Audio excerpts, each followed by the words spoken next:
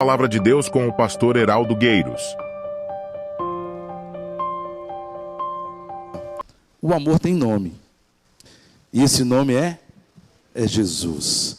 E não há texto mais representativo, mas Romanos capítulo 5, irmãos, é um texto assim, de uma preferência. Eu diz assim, eu quero falar sobre esse texto. Romanos 5, verso 8, diz assim: mas Deus prova o seu próprio amor para conosco, pelo fato de ter Cristo morrido por nós, sendo nós ainda pecadores. Que amor extraordinário. Leia comigo esse texto.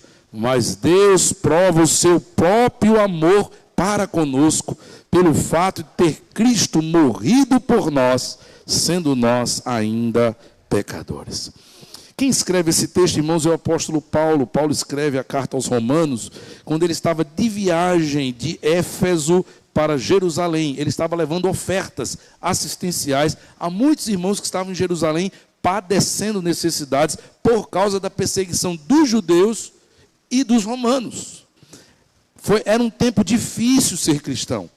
Havia muitas viúvas, muitos órfãos, muitos crentes martirizados nas arenas romanas, pelos leões, ou pelo fogo que Nero colocava, tochas humanas, tudo para dissuadir, desencorajar, fazer com que as pessoas desistissem do evangelho. Então, Paulo está levando essas ofertas e está no seu projeto de ir lá e visitar a igreja de Roma. Ele não conhece a igreja de Roma. Então ele escreve esse livro como que uma apresentação, diz assim: olha, irmãos, em breve eu estou chegando aí, eu quero muito conhecer vocês. O livro de Romanos, irmãos, é uma pérola, é um livro incrível, é um livro profundo, é um livro doutrinário, porque Paulo tem a informação de que essa igreja é forte. Muito provavelmente, segundo alguns historiadores, a igreja de Roma começa por irmãos que se converteram em Atos capítulo 2. É a versão mais corrente, que irmãos que receberam o Espírito Santo no dia de Atos 2, ao voltarem para Roma, começaram a pregar esse evangelho, mas não era uma igreja de muita profundidade teológica. Então, Romanos é o livro que todo cristão deveria ler. É o evangelho de Paulo. É algo extraordinário. E dentre muitos assuntos importantes que Paulo fala em Romanos, o destaque principal, talvez um dos assuntos mais importantes que Paulo fala, é sobre a justificação pela fé. E é justamente a justificação pela fé que é a grande prova de amor para cada um de nós.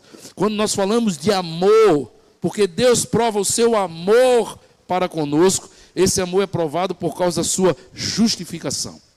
Eu quero falar sobre amor, mas é importante que antes de começar a falar sobre esse amor de Deus que é provado, eu e você possamos entender um pouco o que é justificação. Porque só quando a gente entende o que é justificação, a gente entende o tamanho desse amor. E não seria exagero dizer que há muitas pessoas que já estão há muito tempo dentro de uma igreja, talvez há anos dentro de uma igreja, e ainda não aprenderam, e ainda não descobriram o que é justificação. Paulo dirá no verso 1 do capítulo 5, justificados, pois, mediante a fé, temos paz com Deus, por meio de nosso Senhor Jesus Cristo. Justificados, pois.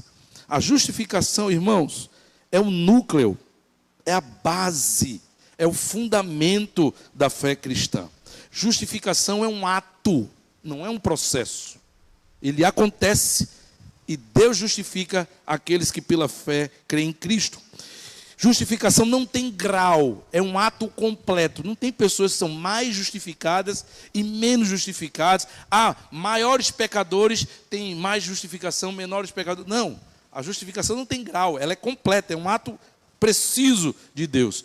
A justificação, irmãos, é um ato jurídico, é um ato legal, florense, é um ato que acontece da parte de Deus para todo aquele que crê em Cristo. Ele não acontece dentro de nós, ele acontece fora de nós. A Bíblia diz que você não é feito justo, você é declarado justo. E declarado aonde? No tribunal de Deus. No tribunal de Deus, todos aqueles que creem em Cristo, eles são declarados justos. Como é que funciona, então, a justificação? Pare para pensar comigo. A Bíblia nos ensina que Deus é justo. Sim ou não? E Deus, então, agirá com justiça sobre a sua criação e sobre a vida do homem. Deus agirá com justiça. Deus, então, dá ao homem a sua lei. A lei de Deus é justa. E Deus entrega a lei ao homem para que o homem cumpra a sua lei e assim o homem também seja justo como Deus é justo. Quem cumprir a lei de Deus se tornará justo como Deus. E quem descumprir a lei de Deus se tornará injusto perante Deus. Aí nós temos um grande problema. O homem não consegue cumprir a lei de Deus. Ele não consegue cumprir a lei de Deus porque o pecado lhe domina, o pecado lhe escraviza, o pecado lhe fragiliza. Então, a lei justa de Deus, que deveria salvar o homem, não consegue salvar o homem, porque o homem não consegue cumprir a lei de Deus. Então, ao invés de salvar o homem, a lei de Deus condena o homem. Porque na hora que o homem não cumpre a lei de Deus, ele se torna injusto. E o Deus justo precisa fazer justiça sobre os justos e os injustos. Porque se Deus não agir com justiça sobre os injustos, ele é um Deus injusto. Ora, quem é justo tem que receber justiça. E quem está sendo injusto tem que também receber a sua injustiça. Só que esse Deus que é justo também é um Deus de amor, sim ou não? Mas não é um amor que passa em cima do seu pecado, a mão, que faz vista grossa, que se torna cúmplice assim. Não, ele não cumpriu a minha lei, mas eu amo tanto que eu vou salvar ele assim. Como algumas pessoas pensam que Deus é um amor tão grande que não vai mandar ninguém para o inferno. Não, ele é amor, mas o seu amor não é cúmplice do meu erro.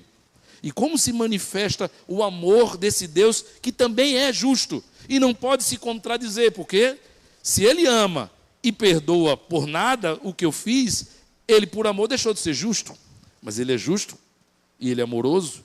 E como é que esse amor de Deus então se manifesta? Se manifesta quando ele envia o seu Filho Jesus Cristo. Ele envia o seu Filho para nascer como homem, para que ele se torne igual a mim e a você, e ele se torne o nosso representante. Ele envia o seu Filho, irmãos, para que o seu Filho, sendo o meu e o seu representante, ele cumpra a lei de Deus no meu lugar, porque eu não consigo cumprir a lei de Deus. Então ele, ao cumprir a lei de Deus, ele receberá o perdão de Deus. E eu receberei esse perdão, porque Jesus cumpriu a lei de Deus. Jesus será morto para que nós possamos viver. Jesus, irmãos, pagará a dívida do pecado para que eu e você sejamos perdoados. Jesus sofrerá voluntariamente as consequências da nossa injustiça, a nossa condenação por causa da nossa injustiça, para que eu e você possamos receber o resultado da sua justiça, que é o perdão e a salvação. Para isso acontecer, Jesus precisa vir ao mundo, e ele vem. E para eu receber a sua justificação, eu preciso, pela fé, crer e aceitar. Quando eu creio, eu recebo a justiça de Jesus. Quando eu creio, mediante a minha fé, Deus me declara justificado. Deus me declara justo, inocentado. Não porque ele passou a mão em cima dos meus erros e da minha injustiça, mas porque ele aceitou que Jesus tomasse o meu lugar. Deus não quebra a sua lei e Deus não abre mão da sua justiça. Deus pune o meu pecado, Deus pune a minha injustiça em Jesus, no meu lugar. Com Jesus, a justiça de Deus é satisfeita. Com Jesus, a lei de Deus é cumprida. Jesus, então, ele é aprovado e exaltado por Deus. A Bíblia diz que Deus lhe dá um nome que não há em outro lugar, está acima de todo nome. Deus lhe exalta e Deus o coloca no trono de Deus. E nós, mediante a fé, recebemos o resultado da sua justiça, o perdão. Nós recebemos a vida eterna. Somos declarados justos, não por merecimentos. Por merecimento era condenação. somos declarados justos por causa do amor de Jesus. Porque Ele cumpre a justiça de Deus no meu lugar. Por isso que o verso 1 diz assim: justificados, pois, mediante, coloca aí de novo, Nicole, justificados, pois, mediante a... Entenda isso. Você não é justificado pela fé. Você é justificado pelo sacrifício de Cristo. Você é justificado porque Cristo cumpre a justiça de Deus no meu e no seu lugar. Nós recebemos a sua justiça mediante a fé. Como é que a gente pode entender isso melhor? Imagine alguém que tem comida para me dar. A comida que eu preciso para não morrer de fome. E eu sou um mendigo, morrendo de fome. E essa pessoa que tem comida chega para mim para me dar comida. E como é que eu faço para receber essa comida? Eu estendo minha mão. E quando eu estendo a minha mão, essa pessoa que tem comida me dá a comida que eu preciso. Quem me dá a comida que eu preciso? É Jesus. Qual é o meu ato mediante a fé? Estender a mão para receber. Mediante a fé significa, eu creio que Ele morreu em meu lugar.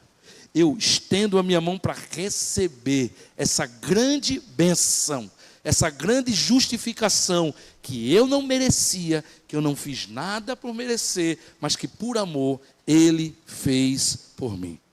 A justificação, irmãos, ela produz 3 resultados práticos no passado, no presente e no futuro.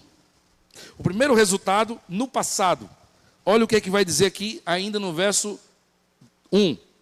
Justificados, pois, mediante a fé, estendendo a mão para receber, por causa disso, temos paz com Deus, por meio de nosso Senhor e Salvador Jesus Cristo.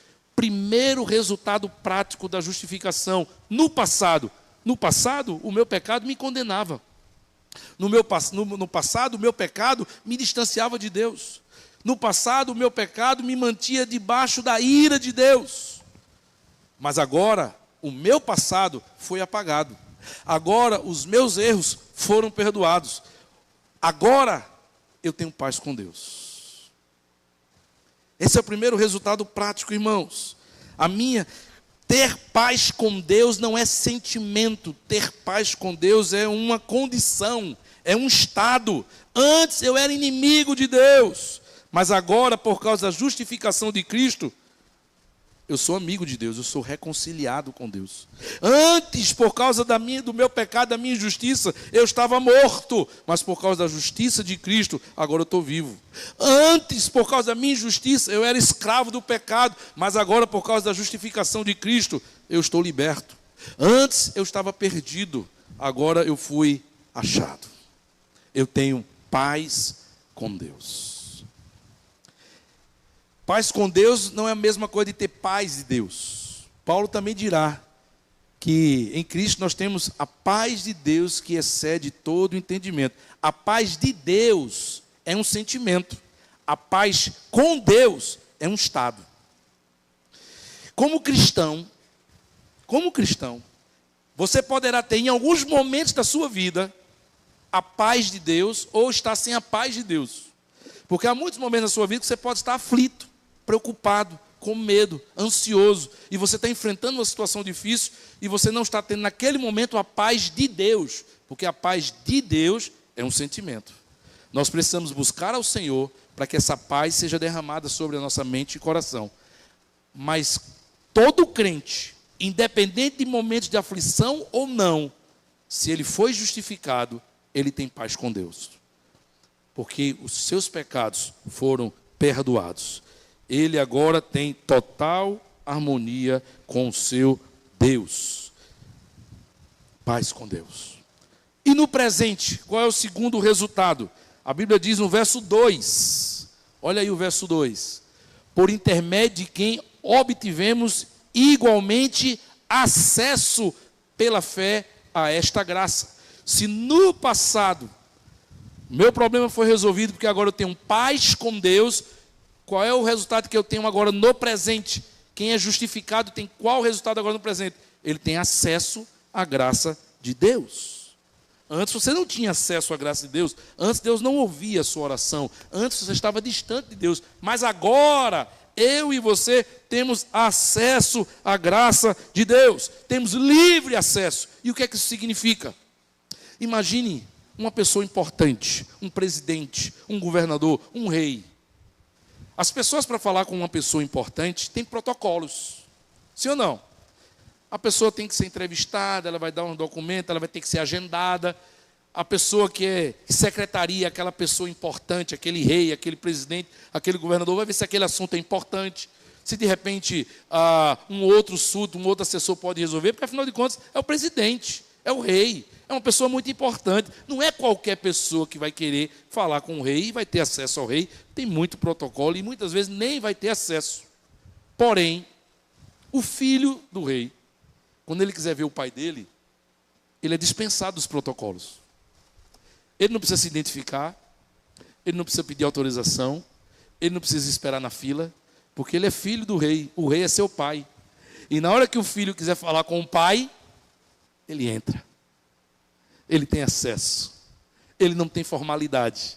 Ele corre e abraça o pai. Todo mundo passa por um protocolo. O filho não.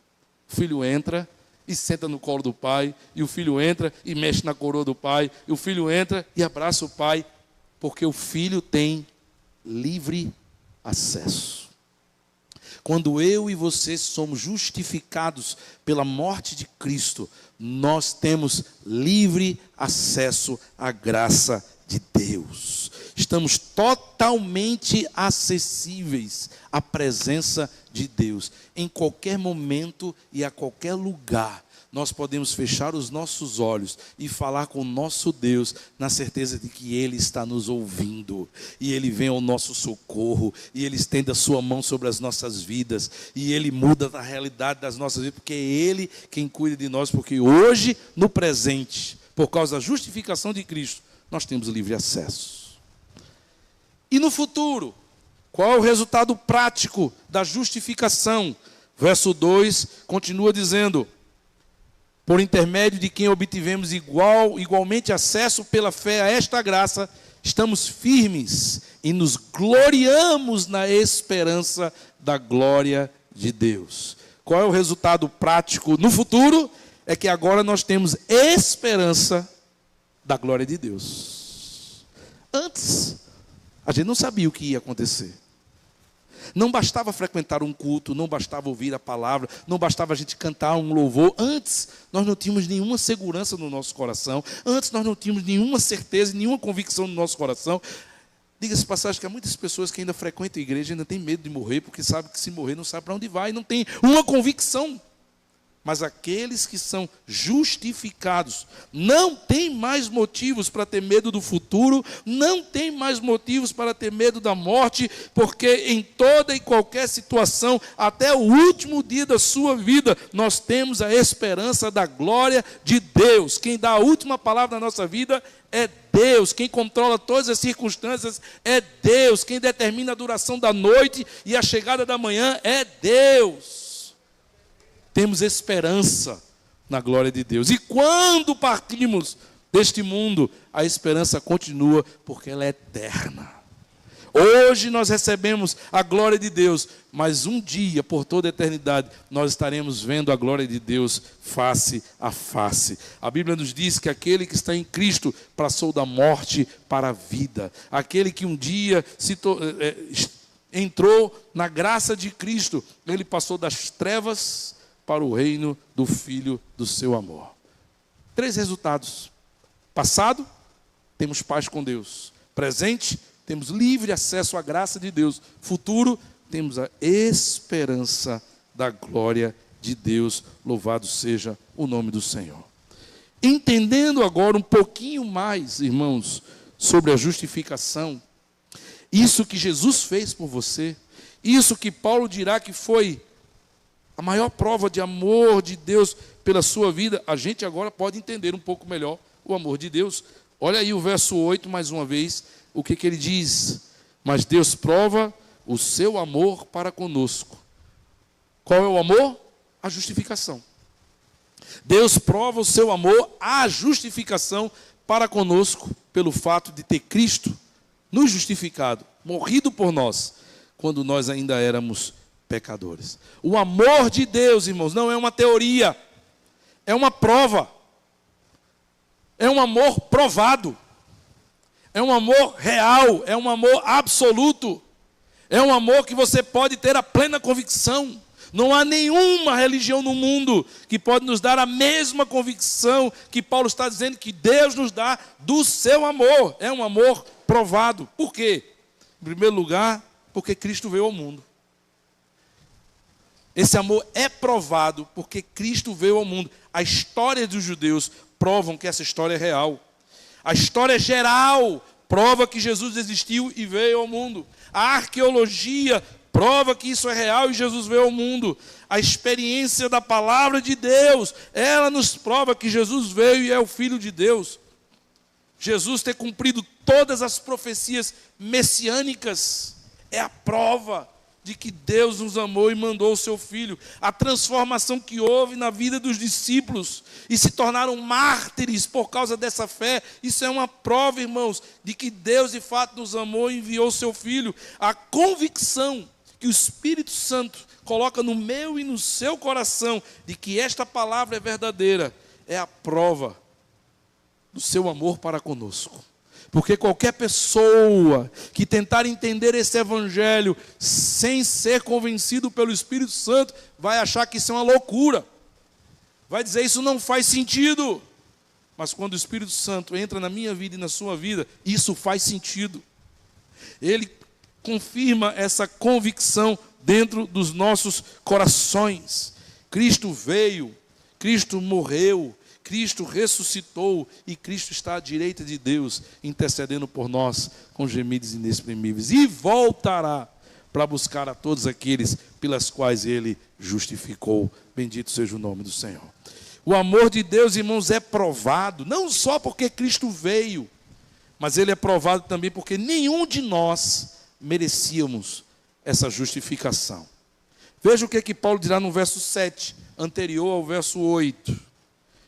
Ele diz, dificilmente alguém morreria por um injusto, pois poderá ser que pelo menos por alguém bom, alguém se anime a morrer. Paulo está dizendo assim, olha, poderia ser que alguém até morresse por alguém que ele considerasse bom, mas certamente ele não morreria por alguém injusto. Um pai pode morrer por um filho, seu filho, mas não vai morrer pelo filho dos outros. Um cônjuge, ele pode morrer pelo seu cônjuge, mas não vai morrer pelo cônjuge dos outros. Você não vai morrer por alguém que você não conhece, você não vai morrer por alguém que você julga que não merece. Nós não merecíamos, irmãos. Nós éramos pecadores, perdidos, distantes, averso às coisas de Deus, amantes dos prazeres desse mundo. Eu e você. Não estamos dentro de uma igreja porque escolhemos estar. Nós estamos dentro da igreja porque o Espírito Santo nos convenceu de que Jesus morreu por nós. Ele nos justificou e nos livrou da perdição. Além de pecadores, Paulo diz que nós éramos, olha o que ele vai dizer aqui no verso 6. Além de pecadores, porque Cristo, quando nós ainda éramos fracos, ele diz, além de pecadores, nós somos fracos. E ele diz assim, ainda assim nós somos ímpios. E além de ser fracos, pecadores e ímpios, verso 10, ele ainda vai dizer também que nós éramos inimigos de Deus.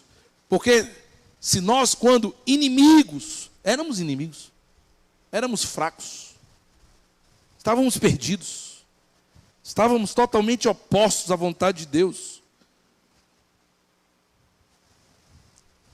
Mas isso não impediu o seu amor por nós. É um amor provado, porque sem merecer, Ele morreu por você. Mas esse amor de Deus, irmãos, é provado também não só porque Cristo veio, e não só foi por pessoas que não mereciam, eu e você, mas esse amor é provado também porque não exigiu e nem dependeu de que fizéssemos alguma coisa. Não foi um amor que diz assim: olha, se você melhorar, eu morro por você. Olha, eu vou morrer por você, mas se você não melhorar, voltar a viver como era antes, eu desfaço o que eu fiz por você. Em nenhum momento, esse grande amor de Deus exigiu ou dependeu que eu e você fizéssemos algo primeiro ou algo depois. O amor de Deus por mim e por você nunca foi uma troca, ou um resultado de algo que nós fizemos ou faríamos. Esse amor nos foi dado de presente. Esse amor nos foi dado de graça. Você recebe esse amor de graça. Você que era fraco antes, você que era ímpio antes, você que era inimigo de Deus antes, e ainda somos fracos hoje, e ainda somos imperfeitos hoje, e ainda somos infiéis e desobedientes hoje. Mas isso não impediu o seu amor por nós. Ele nos amou e provou isso até o fim. E olha que, durante o processo que ele estava provando o seu amor, houve discípulo que o traiu, houve discípulo que o negou, o restante o abandonou. Houve quem ouvisse suas palavras e não creram. Houve aqueles que foram alvos dos seus milagres e gritaram: crucifica-o. Houve aqueles que cuspissem seu rosto, batessem, espancassem, blasfemassem, usasse de maldade e perversidade na tortura dentro do pretório, colocando uma coroa de espinhos, pregando-lhe pregos nas mãos e nos pés, e mesmo assim, esse amor não desistiu de você. É um amor provado. Provado porque Jesus veio. Provado porque ele foi feito por quem não merecia. E é provado porque não exigiu de você e não dependeu de que você fizesse nada por ele. Pelo contrário, é doloroso pensar que um amor tão grande como esse ainda é rejeitado, ainda é pouco valorizado por pessoas hoje em dia. Mas eu quero terminar dizendo que este amor é provado, porque ele é provado para conosco. Olha o verso 8 mais uma vez. Quando Paulo dirá: porque Deus prova o seu próprio amor para conosco. É algo que sai do coração de Deus para conosco, para nós.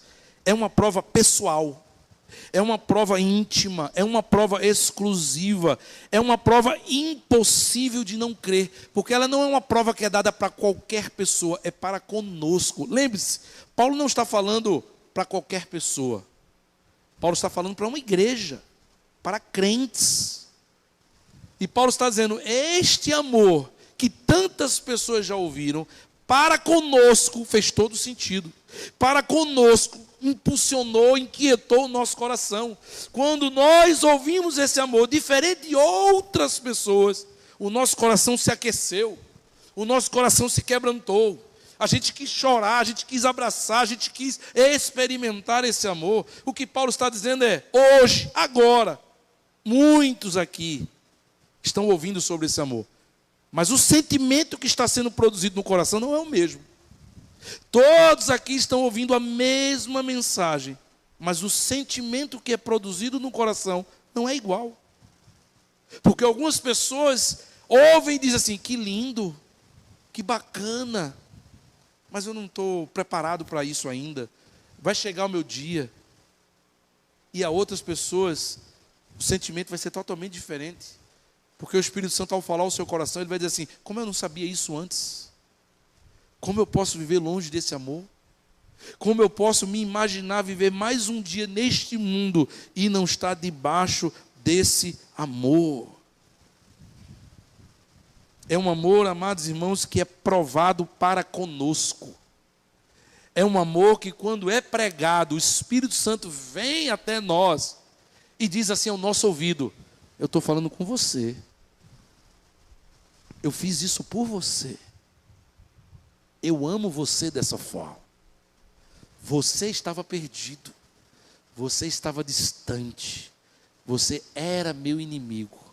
Mas eu mandei o meu filho para que você aprenda que o maior prazer da sua vida não é o que o mundo oferece, é o que eu ofereço. Que a maior alegria da sua vida não é o que você pode curtir e fazer, mas é o que eu reservei para você na minha glória. E você escuta isso como Deus falando ao seu coração e dizendo: mas isso está disponível a você mediante a fé. Somos justificados mediante a fé. O que tinha que ser feito, Ele fez. Não tem nada que eu e você pudéssemos ou precisamos fazer. Está feito. Jesus naquela cruz disse: está consumado. Eu completei. Mas mediante a fé significa aquele mendigo que eu falei, com fome, faminto, estendendo a mão para receber o pão. Mediante a fé você diz assim: eu quero esse amor. Eu preciso desse amor. Eu não posso viver longe desse amor. Eu estou perdido se eu não aproveitar a oportunidade desse amor. Somos justificados por meio da fé. Deus prova o seu amor, porque fez tudo isso e preparou tudo isso, sendo nós ainda pecadores, sem merecer, sem exigir nada em troca, mas falando ao seu coração, dizendo: é você que eu quero, que viva comigo por toda a eternidade. Feche os seus olhos. Escute a voz de Deus no seu coração. Eu e você não somos convidados. A justificação não é um convite para frequentar uma igreja. A justificação não é um convite para a gente mudar de religião. A justificação não é uma proposta de dizer assim: olha, passa a viver dessa forma que vai ser melhor. A justificação é você entregar os seus pecados para Cristo naquela cruz. É você dizer assim: com eles eu estou perdido e eu preciso de Cristo. A justificação é dizer assim: Senhor, eu quero a tua salvação, eu quero este amor. Quem sabe o Senhor está falando ao seu coração que é tempo de você abraçar esse amor. Não está fora da justificação. Para que você, no seu passado, tenha paz com Deus. Para que você, no seu presente, tenha acesso à graça de Deus. E você, daqui para frente, tenha a esperança de que vai desfrutar da glória de Deus.